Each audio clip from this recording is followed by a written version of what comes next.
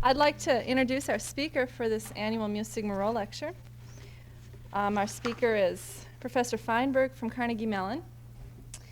And just a little background about him. He's a Canadian. He got his BS in Toronto in '64, his PhD from Harvard in '68, and his first professor job was at University of Chicago. He was in the statistics and math biology and theoretical biology department. And from University of Chicago, he went to University of Minnesota, where he was a professor in the Department of Applied Statistics. And then from there, he's been at Carnegie Mellon. This is his second year, and he's in the Statistics and Social Science department. He's done quite a bit of work, as you probably read in our little publicities that went out with the FBI on the national crime surveys. And I tried to dig around and find some information about him that's other than school type information, and I heard that at Minnesota he used to play some hockey, and that he kept doctor's hours and played some golf on Tuesday mornings. And also that he has a reputation for really giving their students their money's worth when they take a course from him. I hear he starts the course at the beginning of the quarter, teaches through break, through finals week, and into the next quarter. And when the book or books are finished that he's teaching from, he decides to quit. So why don't we welcome our speaker, Dr. Feinberg.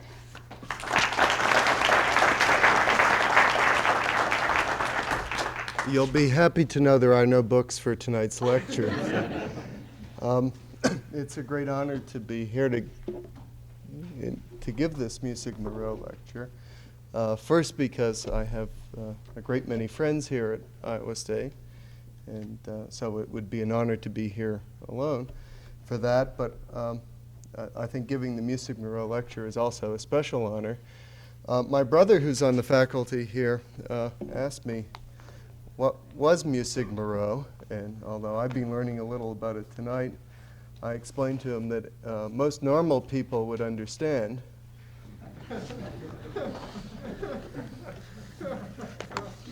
I'm not sure that he got that one, but that's okay. I suspect that some of you came here to hear this talk because of its misleading title, for which I am responsible. A statistician goes to court, and therefore I should begin with a confession that this presentation isn't going to be about the legal prosecution of me or of any other statistician for high crimes or statistical misdemeanors, nor will it focus primarily on my personal exploits in the legal arena.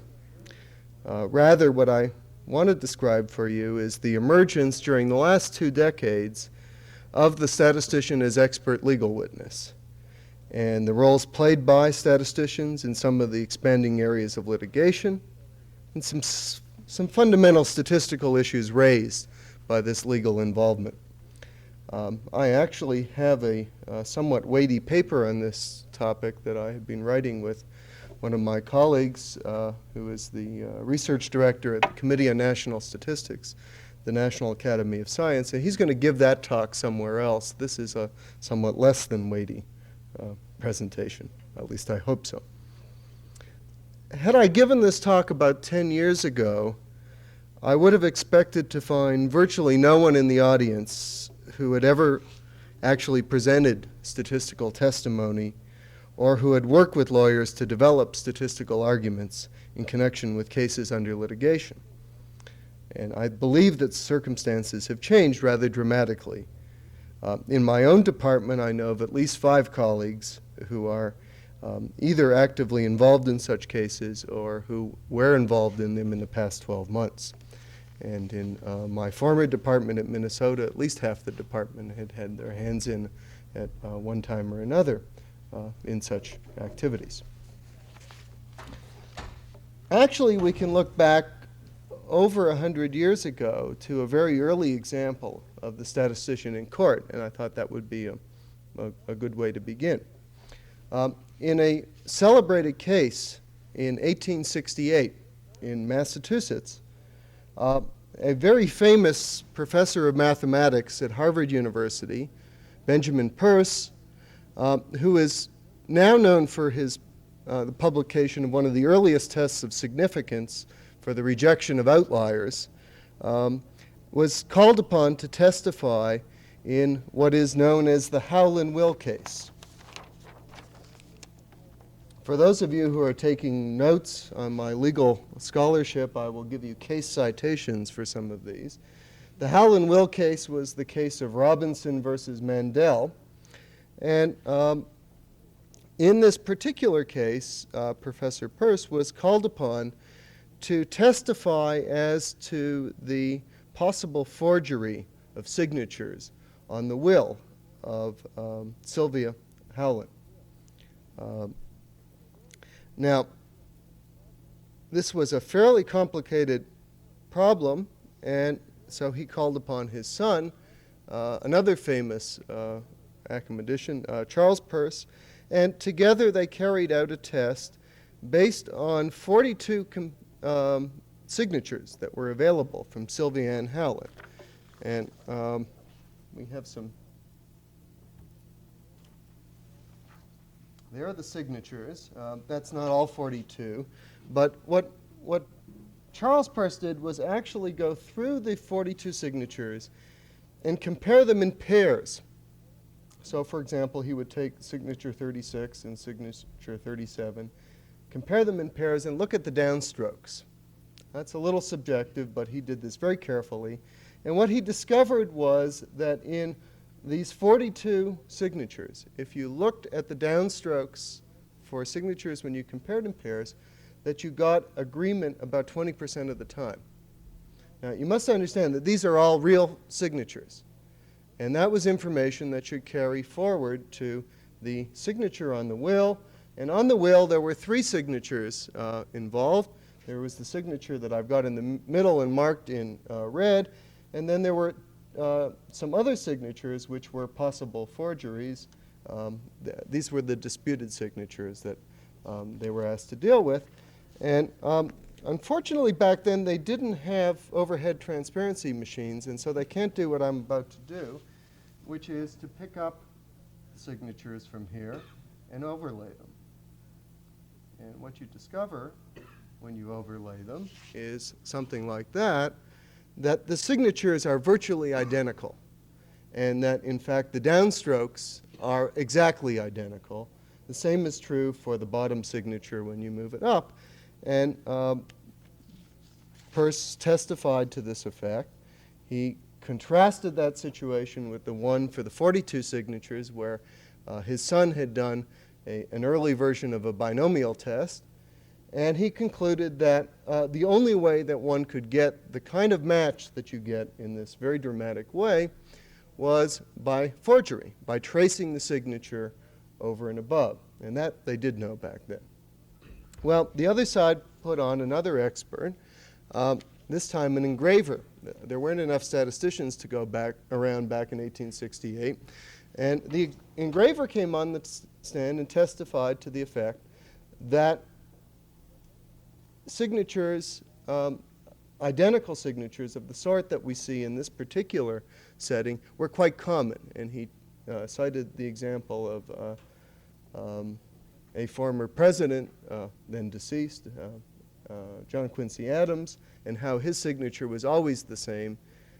And at that stage, the judge made a ruling in this case on a very narrow point of law, a precedent that many judges have followed since, which allowed him to sidestep the issue of the actual testimony in this case, and he never actually needed to resolve what was going on here. Now, if you would like to know a little more about this particular case, what I would do is refer you to a detailed description of the testimony, a detailed critique of Peirce's actual analysis that appeared in a very recent article in the Journal of the American Statistical Association by Paul Meyer and Sandy Zabel. It is interesting to note that the issue of forgery of signatures occupies a very important place in the literature on expert testimony. And if you will excuse the pun, it was Learned Hand who wrote this classic article back in 1901 using forged signatures as his example of where you needed expert testimony on both sides. That appeared in the Harvard Law Review. There actually are some references.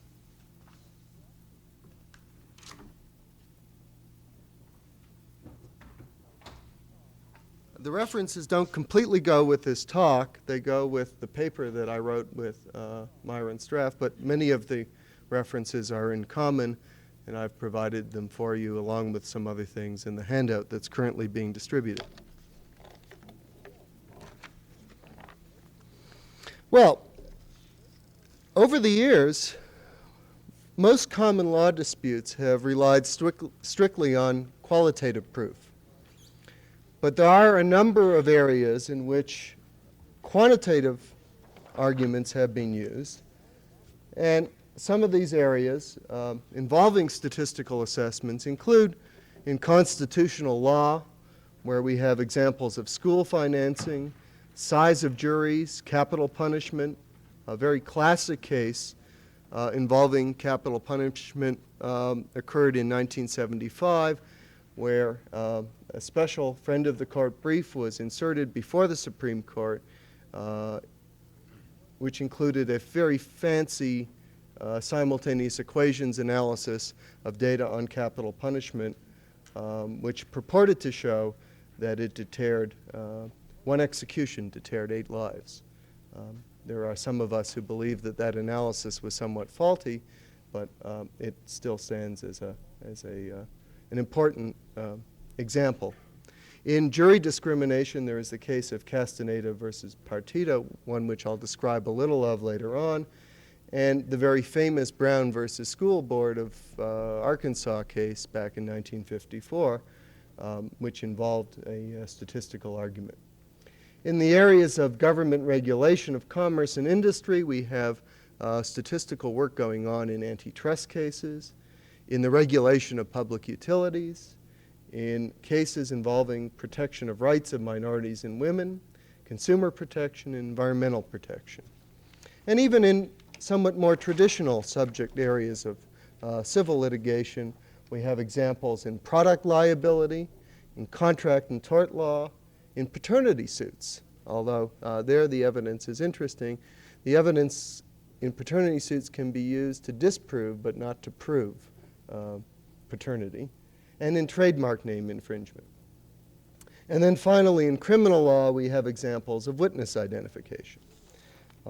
Perhaps the most infamous such example is one that some of you will have seen in an introductory statistics course or in some related journal articles. This was the case of People versus Collins. And the court description of this case is very interesting, so I thought I would read it for you, and then we'll go through the details of the argument used by the prosecutor.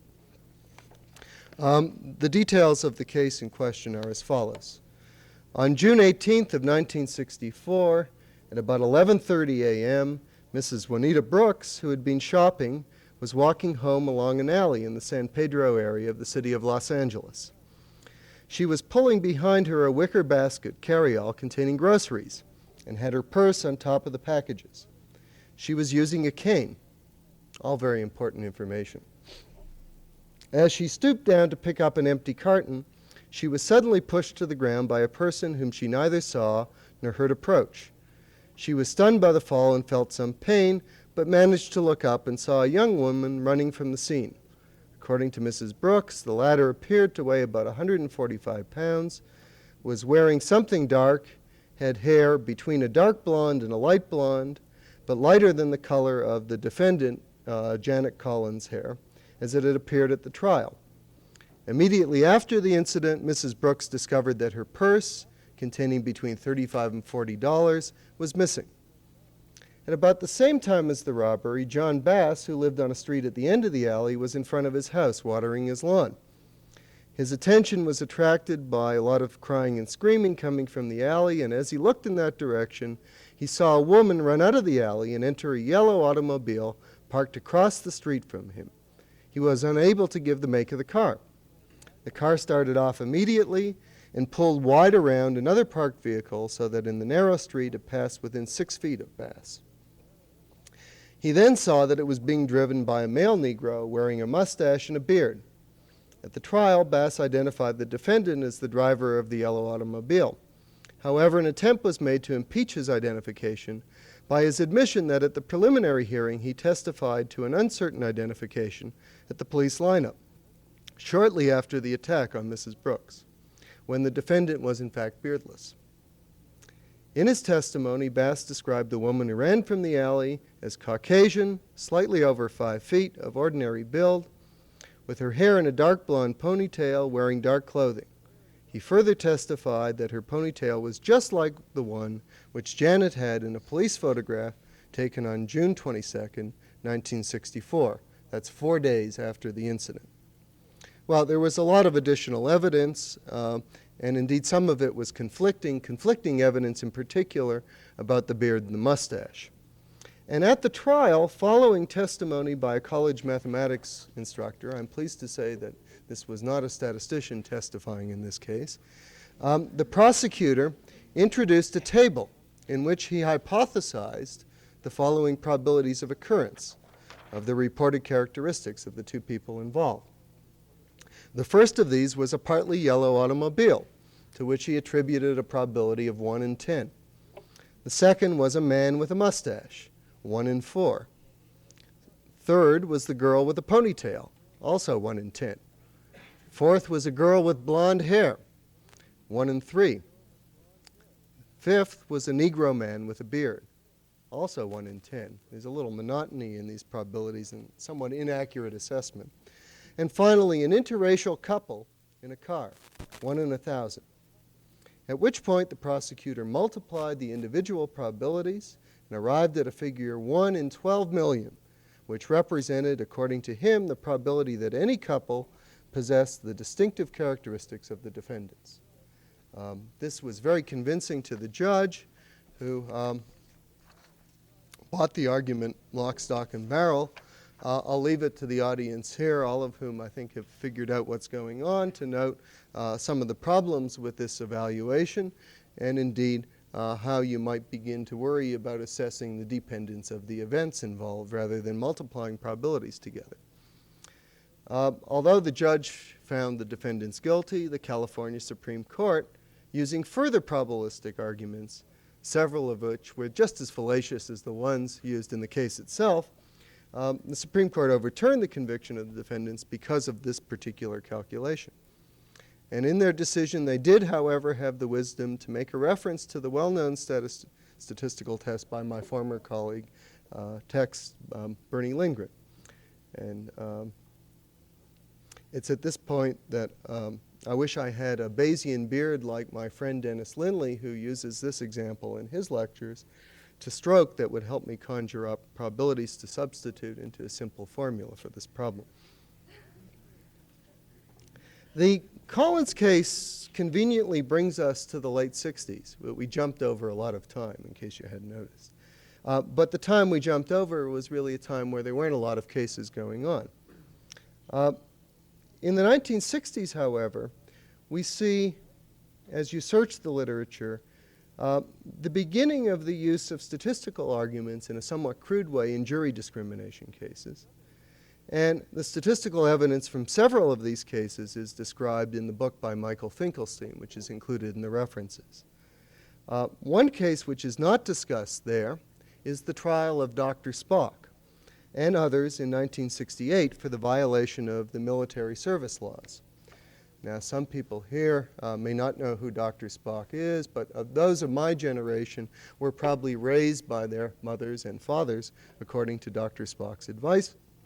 And when his case came to trial, it was noted by one of the newspaper reporters that the jury contained no women. No women. But that the veneer from which the jury had been selected, that is the list from which the jury had been selected, should have consisted of 100 individuals, 9 of whom were women. Now that was also pretty shocking, given that the list from which the veneers were drawn supposedly contained at least 30% women. And when Dr. Spock was found guilty, my then colleague Hans Eisel at the University of Chicago set about gathering data on the sex breakdown of all the juries in cases tried in that particular district court over a 2-year period.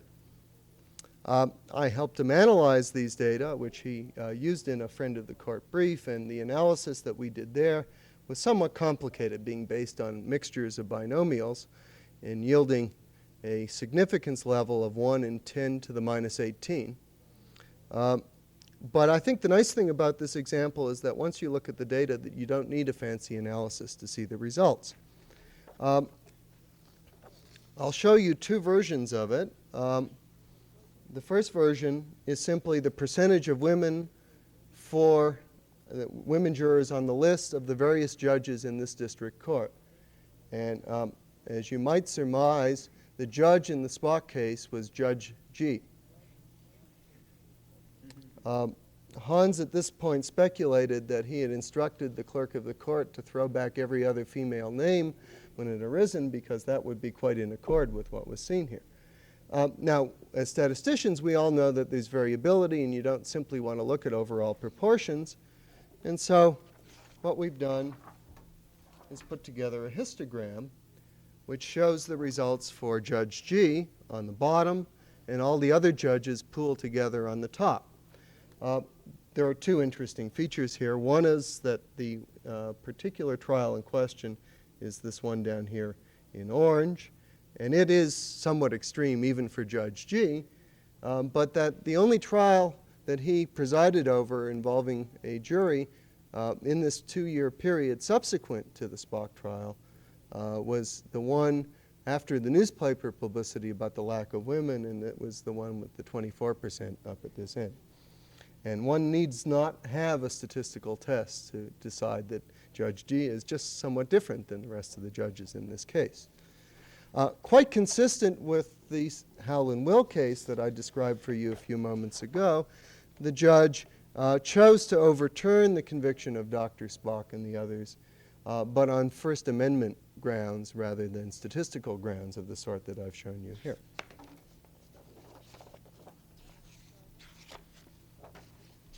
Well, while at Chicago, I actually did get to testify in a case. And although it isn't a classic case in any sense, there is a moral to this particular story, so I thought I would relate it to you. The case I testified in was that of 20th Century Fox Film Corporation versus the Woods Amusement Corporation. And it was a very unsettling experience, one which almost cut short my legal career. The case involved the failure of Woods to execute its contract to 20th Century Fox to show the 20th century film In Like Flint. And I was asked to testify by the defendant's lawyer in connection with an analysis of the gross receipts of In Like Flint and an early related masterpiece, Our Man Flint, with the same actors and the same company. The data involved were data for 9 cities. And in 4 of these, In Like Flint was shown late, as it was in Chicago, because in the Chicago case, Woods chose to keep on another movie that was doing well. In case you don't remember In Like Flint, it was a real dog. And although Our Man Flint was a big success, its follow-up picture did not do well. And in all of the 9 cities, in fact, gross receipts dropped rather dramatically. And I was asked to prepare a summary analysis of this, and I did based on the use of the Kruskal-Wallis test, and I carefully rehearsed all of my statistical arguments, and I came up with a very convincing story. The day for my testimony came, and I recall sitting in this courtroom with all of the fancy oak paneling and feeling somewhat overwhelmed by the majesty of the proceedings. And then finally I was called forth to testify, and the lead attorney for the plaintiffs immediately jumped up and in the best of Perry Mason tradition said, "I object to this witness as irrelevant, immaterial, and because he was not on the pretrial list of witnesses." Now that's a very that's a serious legal maneuver. In civil proceedings, the sides share information, and in particular, you have to tell the other side who your expert will be. You can't spring an expert from the back of the courtroom the way Perry Mason is always prone to do in television programs. And so there was some question in the judge's mind about whether or not my testimony was really new evidence, and therefore he could really allow this. But he decided to hear the testimony before ruling on the objection. There was no jury going on in this trial, and therefore I proceeded to present my testimony in what I thought was very admirable fashion. And the time came for the cross-examination. The plaintiff's lawyer stood up and began to posture a little, and he walked over to the table and he picked up Exhibit C. Now, Exhibit C was very much like Exhibit D, which I had been analyzing, and it contained the figures introduced by the defendant's lawyer, the Woods Amusement Corporation, and indeed the figures which I had analyzed in my testimony. He then asked me to add up the numbers in the first column, which I did, and I discovered to my dismay that the total was not correct. Now, I had this sinking feeling because I realized that it didn't matter at all, because as you all know in the Kruskal-Wallis test, you don't look at the numbers themselves, you look at the ranks. And I had never actually looked at the total in anything I had done. The lawyer didn't really care about that, and he immediately sat down. I was very chagrined and somewhat gratified to know that the judge upheld his objection, not because I was irrelevant and immaterial, but rather because I had not been on the pretrial list. It was actually a very subtle ruling because he argued that I was interpreting evidence already in the record and not presenting new evidence at all. So it told me something about the way in which statistics was being used, but also told me about something that I had to worry about in the future, that you can't leave it up to the lawyers to look after you in a courtroom setting of that sort. You have to look after yourself. But I digress. During the 1970s, the use of statistical arguments in legal settings mushroomed. And the reasons for this were many. First, government expanded its regulation, and this expanded regulation brought before the courts and regulatory agencies factual issues that invited the use of quantitative arguments.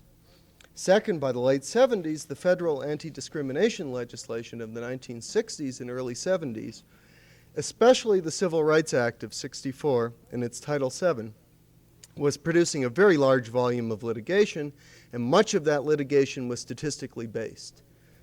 In 1978 alone, nearly 6,000 discrimination cases were filed in federal district courts. And easy and relative access to computers had also encouraged the use of computer-based statistical techniques in legal settings. And finally, more and more young lawyers began to feel at ease with statistical arguments because of graduate and undergraduate training in statistics as distinct from their legal training. And indeed, many of these had actually taken courses in statistical methods in their law schools. In fact, an added reason to all of this is that the financial stakes involved were quite high, and when stakes of that sort occur, lawyers look in all directions for expert advice. In the handout, you'll see a rough indication of the frequency of use of various statistical arguments in federal courts. And this is a fairly recent table. It was prepared 2 weeks ago in connection with this other work that I was referring to. And it comes about mainly as a result of a keyword analysis of published opinions. The interesting thing, and some of these numbers I'll quote are not in this table, some of them are in the table. Between 1960 and September '79, where we had done an earlier search, the term statistic or statistical appeared in about 3,000 cases. That's about 4% of all of the reported district court opinions. And in about half of those cases on appeal, the same kinds of terms appeared again, so that they were central. Statistics was a central issue in what was going on in those cases. If you look at the references in Table 1, you'll notice some more complex statistical terms. And most of these are quite recent. Of the 46 references to regression analysis, only 3 of them appeared prior to 1972. And 20 of them have appeared in the last 3 years, and almost all of them have appeared subsequent to 1977. In a moment, I'll talk about 1977 because it's sort of a watershed year in the use of statistical testimony. Judge Weinstein of the Southern District Court of New York has argued in some correspondence that numbers like this don't give you an accurate reflection of the burden felt by the courts as a result of this increased use of statistics. He argues that cases involving statistical argument take many times more court hours and reflection by judges than do typical non-statistical cases. Indeed, there are examples of cases where judges have not issued their opinions for a year following the completion of the trial so that they could go off and study things such as multiple regression and adjudicate between the two sides. And we'll see a case of that in a few moments. I mentioned 1977 as a key year, and the reason for this is that there were 3 Supreme Court decisions in 77 which stand out. In the first of these cases, the case of Castaneda versus Partita, which I mentioned before, the court ruled that the Texas keyman system for grand jury selection was discriminatory. And the court made this finding on the basis of statistical evidence. I actually have the full footnote 17 from that report for you to look at here.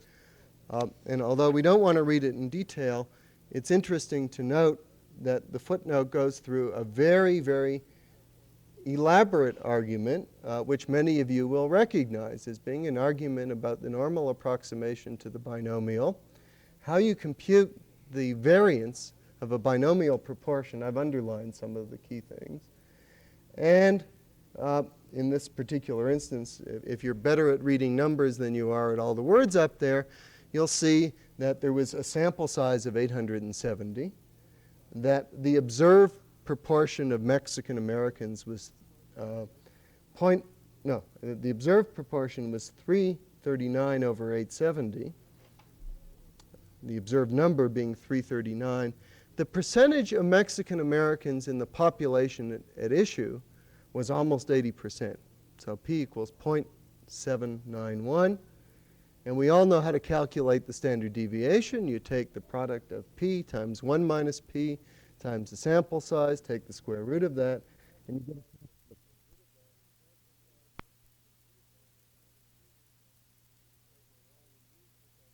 The court went on and used this argument in a couple of other ways and concluded that this difference was important and was one that it could not ignore, and found that there was, in fact, discrimination.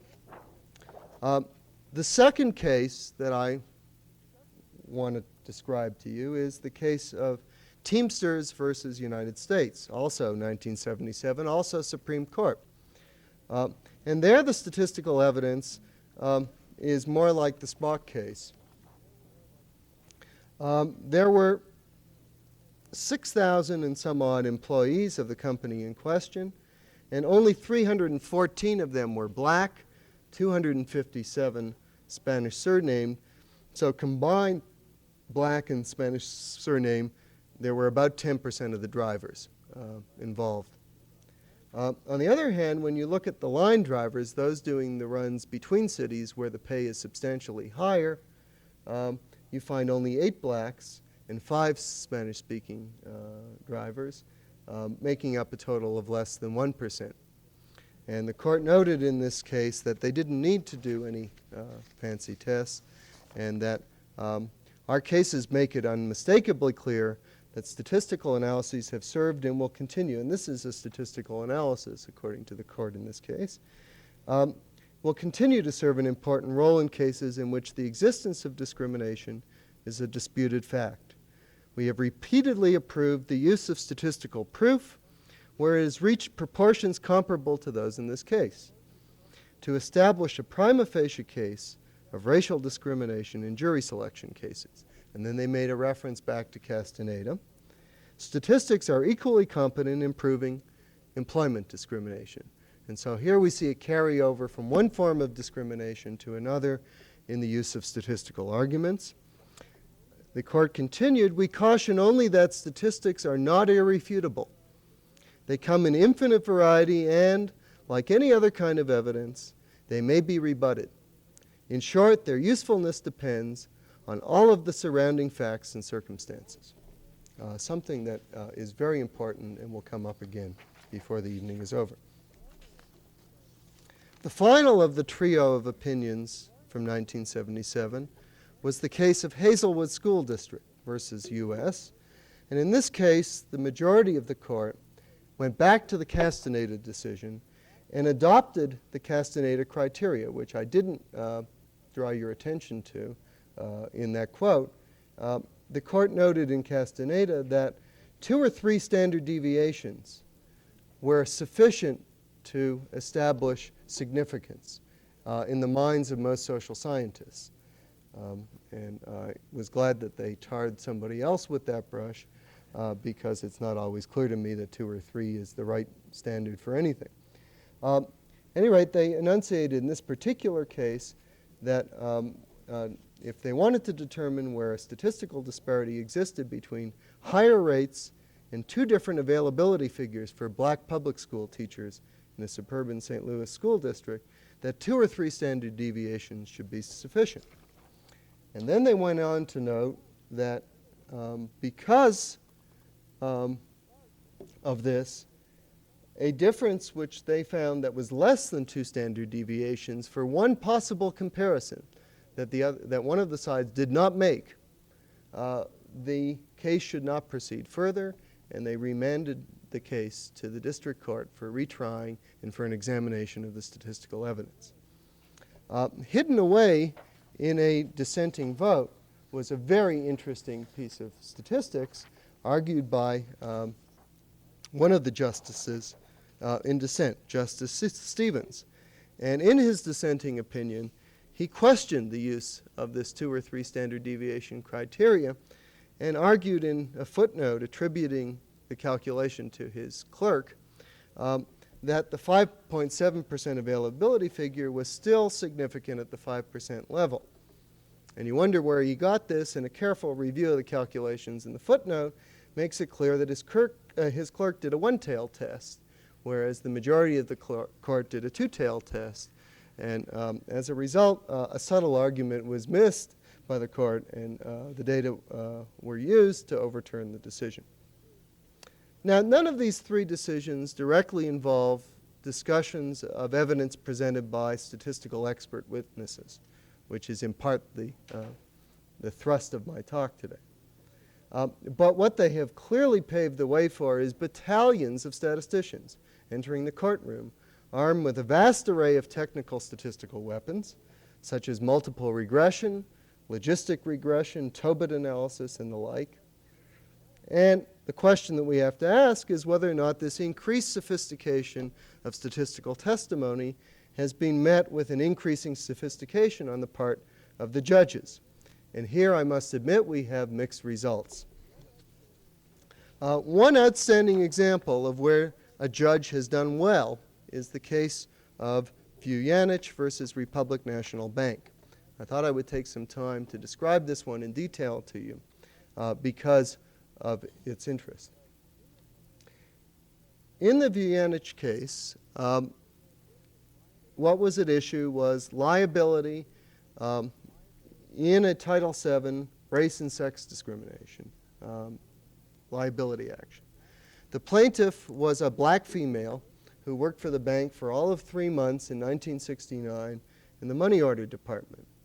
And she was ultimately fired. She filed her complaint with the Office of Equal Employment, EEOC, Equal Employment Opportunity Commission, in 1969. It processed it in 1971, issued an opinion. This went on and on. This is very typical. You notice that the decision says 1980 on it. The case was about to go to trial in 1974, but her case was then joined with 3 others. The judge died. They began all over again, and the case was finally argued in 1978. It continued through, because of all of the evidence involved, into 1979, and then the judge took a year to learn about multiple regression in order to deal with the issues. After all, 10 years delay, another year doesn't matter very much. The opinion is one that I would encourage people to actually go and study.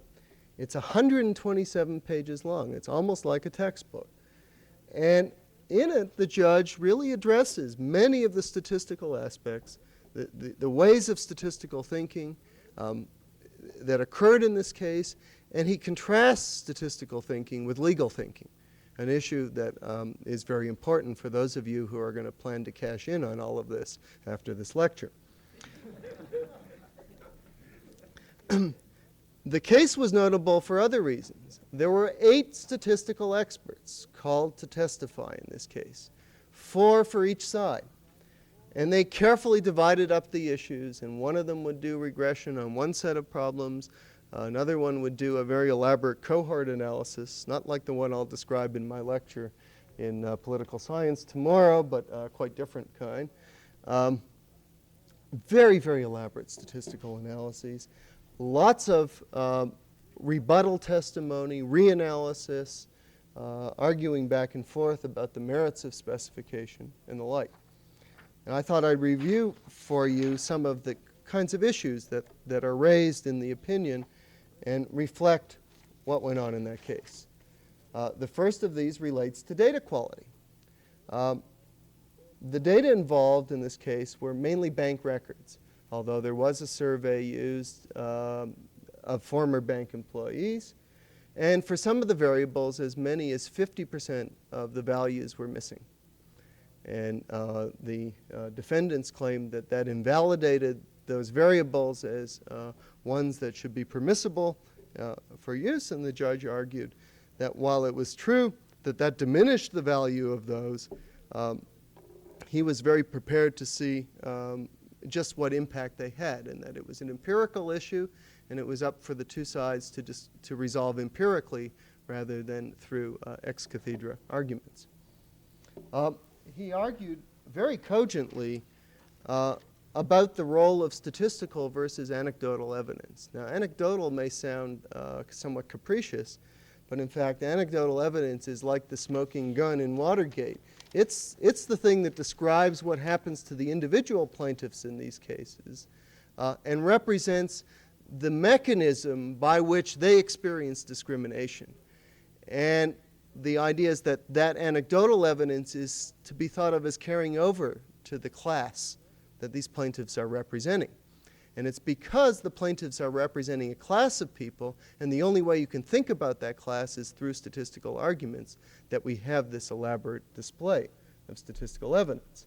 And the judge argues that the anecdotal evidence lends support to the idea that any discrimination found in the statistical analyses is due to discriminatory behavior rather than by chance. And he talks about it as being a backdrop to the statistical evidence. About 80 pages of the report actually involve the evidence from both sides. And you get to see multiple regression output in all its glory with significance levels, 1, 2, and 3 stars on the coefficients. And the judge discusses these and discusses whether the coefficients are large or small. He discusses the role of proxy variables and the like. In fact, he decided that it was so important, the regression was so important for the case, that he actually gives a textbook treatment of it, his own textbook treatment, in 10 pages in the middle of the report. He summarizes what he calls the mathematics of regression analysis. And it's actually quite a good discussion with arguments about multicollinearity and the need to look out for strange residual behavior, just the kinds of things we like to think are in our methodology courses in statistics. And finally, he said, well, you know, when you listen to the two sides, you still don't get enough. And sometimes there's a temptation, once you've learned about all these methods, to do some analyses of your own. And he argues both ways, as judges are prone to do, about whether or not it's appropriate for the court to engage in such analyses, and what are the limits that should be restricting the court in such circumstances. There is another case that I point out here, Judge Poynter from Alabama, who went much further than Judge Higginbottom in this case.